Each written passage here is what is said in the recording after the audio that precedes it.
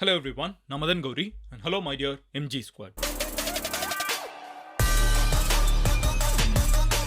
பேய்கள் ஒன்னா சேர்ந்து சிவனுக்காக ஒரு மிகப்பெரிய கோவில் கட்டினதாகவும் அந்த கோவிலை கட்டிட்டு இருக்கிறதுக்கு அப்பமே சில மக்கள் பார்த்ததுனால அந்த கோவிலை கெட்டாமலே விட்டுட்டு போனதுனாலவும் அந்த கோவிலை கடைசி வரைக்கும் கெட்ட முடியாததுனால ஒரு ராஜா ஓகேவா ஒரு மிகப்பெரிய ராஜா தன்னோட ஆட்சி இழந்து அந்த ராஜாங்கமே மண்ணுக்குள்ள போயிடுச்சு அப்படின்னு சொல்லிட்டு மத்திய பிரதேசில் இருக்கக்கூடிய மக்கள் நம்புறாங்க. மத்திய பிரதேசில் இருக்கிற மக்கள் இந்த கதையை நம்புறதுல பெரிய பிரச்சனை கிடையாது. பட் நம்மளை ஆச்சரியப்படுத்தக்கூடிய விஷயம் என்னன்னு பார்த்தீங்கன்னா உண்மையிலே அங்கே ஒரு கோவில் இருக்குது. அந்த கோவில் கிட்டத்தட்ட 1000 வருஷத்துக்கு முன்னாடி ராஜராஜ சோழனோட காலகட்டத்தில் கட்ட ஆரம்பிக்கப்பட்ட கோவில் இன்னைக்கு வரைக்கும் கட்டி முடிக்காம அந்த கோவிலுக்கு சாயங்காலம் 6 மணிக்கு மேலே யாரும் போகாம கேட்டாங்க பேயோட சவுண்ட் வருதுன்னு சொல்லிட்டு ஒரு சிவன் கோவில்ல இருந்து சொல்லிட்டு இருக்காங்க. அங்க இருக்கிற மக்களே அங்க போகிறதுக்கு பயப்படுறாங்க. இதெல்லாம் இன்னமும் நடந்துட்டு இருக்கிறது. 1000 வருஷமும் ஒரு அமானுஷம் கண்டினியூ ஆயிட்டு இருக்கிறது தான் இந்த கோவிலை பத்தின எக்ஸைட்மெண்ட்டா கண்டிப்பா நிறைய பேருக்கு ஏத்தி இருக்குது. எனக்கு முதல்ல இந்த டிமாண்டி காலனியை பத்தி பேசினப்போ லைஃப்ல கண்டிப்பா ஒரு டைம் பாத்திரணும்னு யோசிச்சேன். கோஇன்சிடென்டலி என்னோட ஆஃபீஸே எனக்கு டிமாண்டி காலனியில் தான் இருக்குது. அதே மாதிரி ரொம்ப நாள் கழிச்சு இந்த கக்கன்மத் அப்படின்னு சொல்லப்படக்கூடிய மத்திய பிரதேசில் இருக்கிற இந்த ஒரு பேய்கள்னால கெட்டப்பட்ட ஒரு சிவன் கோவில் இன்னைக்கு வரைக்கும் கெட்டி முடிக்கப்படாத ஒரு சிவன் கோவில் இன்னமும் அமானுஷ்யமான சத்தங்கள் கேட்குதுன்னு நம்பக்கூடிய இந்த ஒரு கோவிலை பற்றி எக்ஸைட்மெண்ட் எனக்கு பீக்கில் இருக்குது. அதை பற்றி வாசிக்கிறப்போ அவ்வளோ எக்ஸைட்டிங்காக இருந்துச்சு. அது எல்லாத்தையும் நான் இப்போ உங்ககிட்ட சொல்ல போகிறேன். பட் அதுக்கு முன்னாடி நீங்கள் என்ன பண்ண போகிறீங்கன்னு உங்களுக்கு ஆல்ரெடி தெரிஞ்சிருக்கும். ஸோ எம்ஜி ஸ்குவாடில் சேரலைன்னா சப்ஸ்கிரைப் பண்ணி ஜாயின் பண்ணுங்கள். அப்போனா தான் இந்த மாதிரி எக்ஸைட்டிங்கான விஷயங்கள், மர்மமான விஷயங்கள், ரேரான விஷயங்கள் எல்லாத்தையும் அல்கோரிதம் கரெக்டாக புரிஞ்சுக்கிட்டு ஓகே இவங்க இந்த வீடியோவில் சப்ஸ்கிரைப் பண்ணியிருக்காங்க, அப்போ அவங்களுக்கு இந்த மாதிரி வீடியோஸ் இன்னும் நிறைய காமிக்கணும்னு தெரிஞ்சுக்கிட்டு உங்ககிட்ட சேர்க்கும். ஸோ சப்ஸ்கிரைப் பண்ணிட்டீங்களா? எம்ஜி ஸ்குவாடில் சேர்ந்துட்டிங்களா? இப்போ நான் உங்ககிட்ட சொல்ல ஆரம்பிக்கிறேன்.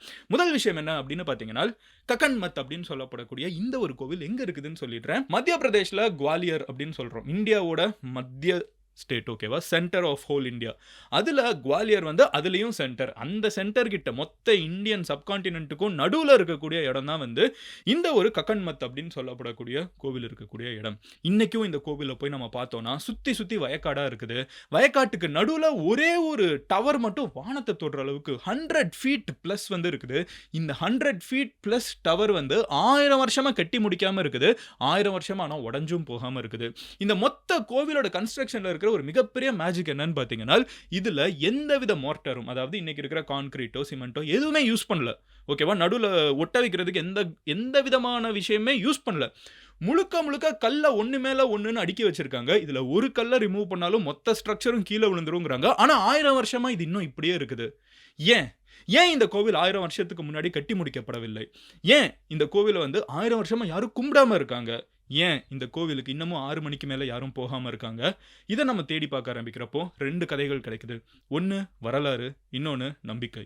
ஃபர்ஸ்ட் நம்ம பார்க்க போகிறது மித்தாலஜியை பார்த்துருவோம். அதுக்கடுத்து ஹிஸ்ட்ரிக்கு வர ஆரம்பிப்போம். முதல் விஷயம் என்ன அப்படின்னு பார்த்தீங்கன்னா இந்த ஒரு கோவிலை கிட்டத்தட்ட 1000 வருஷத்துக்கு முன்னாடி கிருத்திராஜா அப்படின்னு சொல்லப்படக்கூடிய ஒரு மன்னன். இவர் எந்த கிங்டத்தை சார்ந்தவர்னு பார்த்தீங்கன்னா கச்சபகட்டா டைனாசிட்டி, கச்சப்பகட்டா அப்படிங்கிற ஒரு டைனாஸ்டியை சார்ந்தவரான். எனக்கு வாயில் எக்ஸாக்டாக நுழையில, இந்த கீழே டெக்ஸ்ட் வந்துடும் பார்த்துக்கோங்க.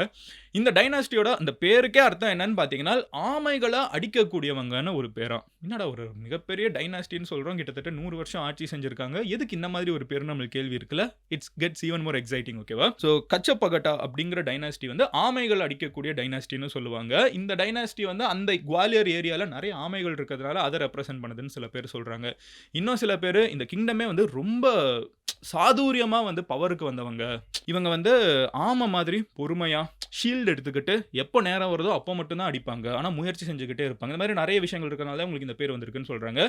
But what ever it is, இப்படி ஒரு கிங்டம் முதல்ல குஜராத்தில் இருக்கக்கூடிய ஒரு மிகப்பெரிய மன்னர்கள் 1000 வருஷத்துக்கு முன்னாடி இருந்தவங்களுக்கு கப்பம் கட்டிட்டு இருந்தாங்க. ஸோ தேவர் அண்டர் தம். ஓகேவா, அதுக்கப்புறம் இங்கே இருக்கிற மன்னன் இருந்தவொடனே இவங்க பவருக்கு ரைஸ் ஆகுறாங்க. ரைஸ் ஆன உடனே இந்த கிருத்திராஜா அப்படிங்கிற ஒரு மன்னன் தான் ஆட்சி செஞ்சுட்டு இருக்கான்.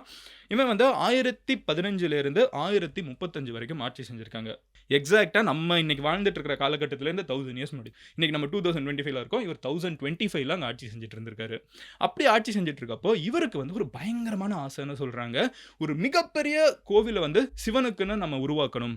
ஏன்னா இந்த கோவிலை எதனால் உருவாக்கணும்னு நினைக்கிறாருன்னு பார்த்தீங்கன்னா ஒரு சாதாரணமாக கப்பம் கட்டிட்டு இருந்த ஒரு கிளை மன்னர்களாக இருந்தவங்கள, ஒரு பிரான்ச் கிங்ஸாக இருந்தவங்கள, ஒரு சிஃப்டன்ஸ் ஓகேவா, ஈவன் கிங்ஸ் கூட கிடையாது, ஒரு லீடர்ஸாக இருந்தவங்கள இன்னைக்கு ராஜாக்களா கடவுளை மாற்றி வச்சிட்டாரு. ஸோ நம்ம ஒரு கிராட்டிடியூட்ல கட்டணும் அப்படிங்கிற மாதிரி நினைக்கிறாரு. ஆனால் அதுக்கு அவர் ஆசைப்படக்கூடிய ஒரு கோவில் இருக்குது தெரியுமா, அது சாதாரண கோவில் கிடையாது. It is a massive structure. அவர் ஆசைப்படுறது வந்து 100 ஃபீட்டுக்கு மேல ஹைட் இருக்கணும் அப்படின்னு ஆசைப்படுறாரு. பயங்கர ஒர்க் இருக்கணும். 1000 வருஷம் கழிச்சு இன்னைக்கு நம்ம பேசுறோம்ல, நம்ம இன்னைக்கு YouTubeல இந்த வீடியோ எடுத்து போடுறோம்ல, பேசிக்கா அவரோட எய்மும் அதுதான். 1000 வருஷம் கழிச்சு வர்றவங்களும் வாய பொளக்குற அளவுக்கு இதுல வந்து ஒர்க் இருக்கணும் அப்படின்னு சொல்லிட்டு பயங்கரமா வந்து உருவாக்கணும்னு நினைக்கிறாரு.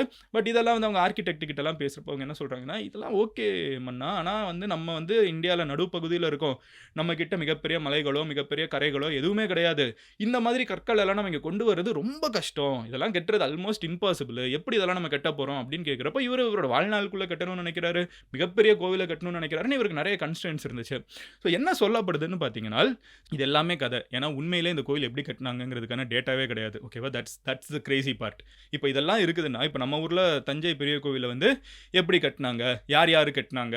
உள்ள வந்து என்னென்ன ஆர்க்கிடெக்ட்ஸ் இருந்தாங்க? எப்படி எப்படி இத கட்டினாங்க? யார் யார் என்னென்ன வேலை பார்த்தாங்கன்னு எல்லா டீட்டெயில்ஸும் இருக்குது.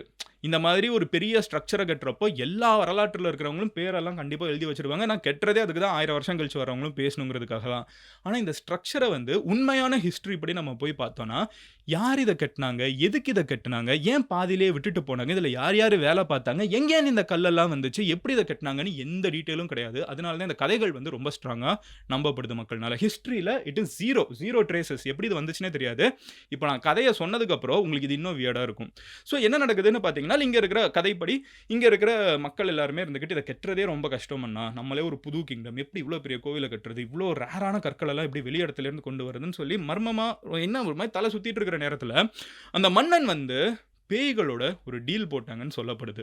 அந்த மன்னனுக்கு வந்து மிகப்பெரிய ஆசை, மிகப்பெரிய லட்சியம். ஒரு மிகப்பெரிய கோவில் எழுப்பணும் சிவனுக்காகன்னு. ஆனா கட்டுறதுக்கு ஆட்கள் இல்ல, கட்டுறதுக்கு தேவையான கற்கள் இல்ல. அதை இந்த காலகட்டத்துல தான் வாழ்நாள்ல முடிக்க முடியாதுங்கிற அளவுக்கு ஒரு மேசிவ் ஸ்ட்ரக்சரா இருக்குது. ஸோ அந்த மன்னன் என்ன பண்ணாங்கன்னா, அங்க இருக்கக்கூடிய பேய்களோட, அங்க இருக்கிற சுடுகாட்டுல இருக்கிற பேய்களோட, அங்க இருக்கிற இந்த பேசிக்கா இந்த கோஸ்ட் அந்த இது சொல்லுவாங்கல்ல, இந்த பில்லி, சூனியம், அப்புறம் வந்து டார்க் மேஜிக் இதெல்லாம் சொல்லுவாங்கல்ல. அந்த dark way of worshipping god அப்படி நம்ம சில இதெல்லாம் கேள்விப்பட்டிருப்போம் கரெக்ட்டா? ஸோ அந்த மெத்தட வந்து இவர் ஃபாலோ பண்ண ஆரம்பிக்கிறாராம். ஸோ அத வச்சு he is making a deal with the devil. So devils கிட்ட வந்து அவர் பேசிக்கா பேய்கள் கிட்டலாம் வந்து அவர் என்ன சொன்னாருன்னு நம்பிக்கை இருக்குன்னா, நீங்க வந்து கட்டி முடிங்க. எனக்கு ஒரு மிகப்பெரிய ஆசை. உங்களுக்கு என்னனாலும் பண்ணி தரேன் அப்படின்னு கேட்கிறப்போ, அந்த பேய்களோட அந்த டார்க் ஃபோர்ஸஸ்லாம் வந்து அவர்கிட்ட சொல்லிச்சா, நாங்க கட்டுறோம். ஆனா ஒரு கண்டிஷன். நாங்க இந்த உலகத்துல இருக்கோங்கிறது வந்து நாங்க எல்லாருக்குல்லாம் காமிச்சுக்க விரும்பல. நாங்க வந்து ரொம்ப கமுக்கமா இருந்துட்டு போயிடணும். இருக்கிற இடம் யாருக்கும் தெரியக்கூடாது. நாங்க எங்க வேலைய மட்டும் பார்த்துட்டு போறோம். ஆனா இவ்ளோ பெரிய ஒரு வேலைய நாங்க பண்றப்போ, எந்த உயிருள்ளவனும் இதெல்லாமே இறந்து போனவங்களோட ஆவி, ஆத்மா அந்த மாதிரி விஷயங்களாம். ஸோ எந்த உயிருள்ளவர்களும் வந்து பாத்துறக்கூடாது. நாங்க கட்டிட்டு இருக்கிறதையோ எங்களையோ யாராவது பார்த்துட்டாங்கன்னா, அவங்க பல வருஷத்துக்கு இந்த கதைய சொல்லுவாங்க. எங்களுக்கு அந்த டிஸ்டர்பன்ஸ் வேணாம். எங்களுக்கு யாருமே பார்க்கக்கூடாது. ஆனா நாங்க கட்டி தரோம் அப்படின்னு சொன்ன உடனே, அங்க இருக்கிற இந்த கிருத்திராஜாங்கிற ஒரு மன்னன் என்ன பண்றான்னு பார்த்தீங்கன்னா, அங்க இருக்கக்கூடிய எல்லா ஃபார்மர்ஸ் கிட்ட எல்லார்கிட்டயும் அந்த சைடு யாரும் போகக்கூடாது. எல்லாரும் வந்துருங்க. நாட்டுக்குள்ள இருங்க. அப்படி இப்படின்னு சொல்லிட்டு பயங்கரமா டிஸ்ட்ராக்ட் பண்ணி உள்ளுக்குள்ள கூப்பிட்டு வந்துடுறாராம். இந்த இடத்துல யாருமே இருக்கக்கூடாதுங்கிற மாதிரி அரேஞ்ச் பண்ணி வச்சிடுறாராம். ஆனா ஒருத்தன் மட்டும் எல்லா கதையில இந்த ஒருத்தன் இருப்பான் தெரியுமா? அந்த மாதிரி ஒரு டவுட்டிங் தாமஸ் இருந்துகிட்டு என்ன பண்றான்னு பார்த்தீங்கன்னா, எதுக்கு மன்னன் நம்மள வர சொல்றாரு? அங்க என்னதான் நடந்துட்டு இருக்கு அப்படின்னு சொல்லிட்டு, ஊர்ல இல்லாம கமுக்கமா அந்த ஓரத்துல கிராமத்து பகுதியில இந்த ஊருக்கு வெளியில இருக்கக்கூடிய இந்த ஒரு வயக்காட்டுக்கு நடுவுல என்னதான் நடக்குதுன்னு சொல்லி போய் பார்க்கிறப்போ, அவன் ஸ்தம்பிச்சு போய் நின்னானா. ஏன்னா மிகப்பெரிய கற்கள் எங்கேருந்தோ நூற்றுக்கணக்கான கிலோமீட்டர் தள்ளி இருந்து வானத்துல பறந்து வந்துச்சு. அதுவே ஒண்ணு மேல ஒண்ணு உட்கார்ந்துச்சு. இப்படிலாம் வந்து அவன் வந்து பார்த்ததா சொல்லப்படுது. பட் இவன் பார்த்தாங்கிறது வந்து அங்க இருக்கிற ஃபோர்ஸஸ்க்கு தெரிஞ்ச உடனே அந்த கோவில் கன்ஸ்ட்ரக்ஷனை அவங்க அப்படியே விட்டுட்டு போயிட்டாங்களாம். அதுக்கப்புறம் அந்த மன்னன் வந்து ரொம்ப சோகத்துல இதை கட்டி முடிக்க முடியலன்னு நினைச்சுக்கிட்டு அந்த மன்னனும் இறந்து போயிடுறான். அந்த சாம்ராஜ்யம் எவ்வளோ புதுசா ரைஸ் ஆச்சோ, ரைஸ் ஆன வேகத்துல மறுபடியும் ஃபால் ஆயிடுச்சு. அந்த மன்னனோட பேரன் ஓகேவா, அந்த மன்னன் ரொம்ப சீக்கிரமா இறந்து போயிடுறான். அதுக்கப்புறம் அவனோட பையன் ஆட்சிக்கு வரான். அவனும் ரொம்ப சீக்கிரமா முடிஞ்சு போயிடுறான். அதுக்கப்புறம் அவனோட பேரன் வந்து காலத்துல பாத்தீங்கன்னா சரண்டரே ஆயிடுறாங்க. அந்த கிங்டமே அழிஞ்சு போயிடுது. அந்த கோவில் இன்னைக்கு வரைக்கும் கன்ஸ்ட்ரக்ஷன் இல்லாம இருக்குது. இன்னமும் அதை சுத்தி வயக்காடுகள் நிறைய இருக்குது. ஆனா மக்கள் யாரும் அந்த கோவிலுக்கு போய் சாமி கும்பிடுறதுங்கிறது ரொம்ப ரேரான விஷயமா இருக்குது. அப்படி இருந்தா கூட அது காலையில தான் இருக்குது.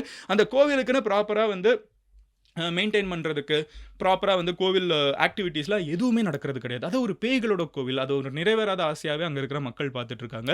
இன்னமும் பார்த்தீங்கன்னா அங்கே 6 மணிக்கு மேலே யாரும் பெருசாக போகிறது கிடையாது. சுற்றி இருக்கிறவங்க கிட்டலாம் வந்து ஏங்க 6 மணிக்கு மேலே இங்கே போக மாட்டேங்கிறீங்க? கோவில் தானே, கோவில் சிவராத்திரிக்கெலாம் 12 மணி கூட போவாங்க, எப்போனாலும் போகலாம், சாமி இருக்கிற இடம் தானேன்னா அங்கே இருக்கிற மக்கள் என்ன நம்புறாங்கன்னா 6 மணிக்கு மேலே இங்கே வந்து பயங்கரமாக ஒரு ஓலம் கேட்குது, ஒரு ஒரு முடிக்க தீராத ஆசையோட யாரோ இறந்து போன மாதிரி ஒருத்தங்க அழுதுகிட்டே இருந்தாங்கன்னா எப்படி இருக்கும்? டெய்லி ஒரு ஓலம் கேட்கும். நாங்க அங்க போய் பார்க்கவே முடியறது கிடையாது.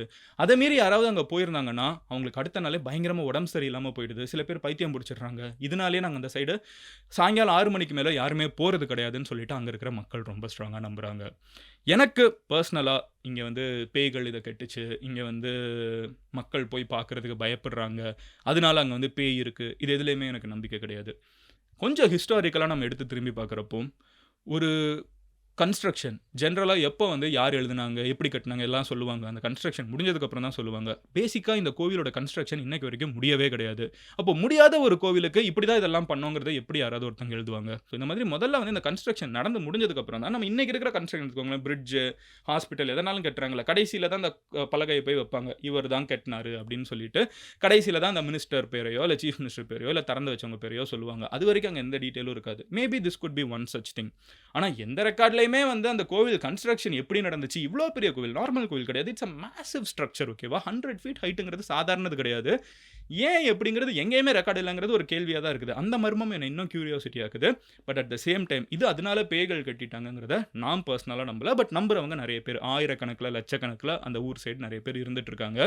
2வது விஷயம் என்ன அப்படின்னு பார்த்தீங்கன்னா, என்னைய பொறுத்தளவுக்கு இந்த கோவிலோட பேரே பாருங்களேன். கக்கன் மத் அப்படிங்கிற பேர் இருக்குல்ல.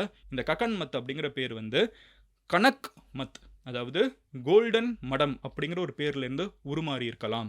ஸோ இது மேபி இதில் பயங்கரமான வேல்யூபிள்ஸ் இருந்திருக்கலாம்னு. ஏன்னா அதோட பேரே வந்து என்னன்னா தங்க மடம் அப்படிங்கிறது தான் வந்து அந்த பேர்ல இருந்து தான் கக்கன் மத் அப்படிங்கிற பேர் வந்து உருவாகியே வந்திருக்குது. குவாலியர் அந்த சைட்லாம் போய் பார்த்தீங்கன்னா மிகப்பெரிய பேலஸ் தான் இன்னைக்கு வரைக்கும் இருந்துட்டு இருக்குது. மேசிவ் ஸ்ட்ரக்சர்ஸாக இருக்குது.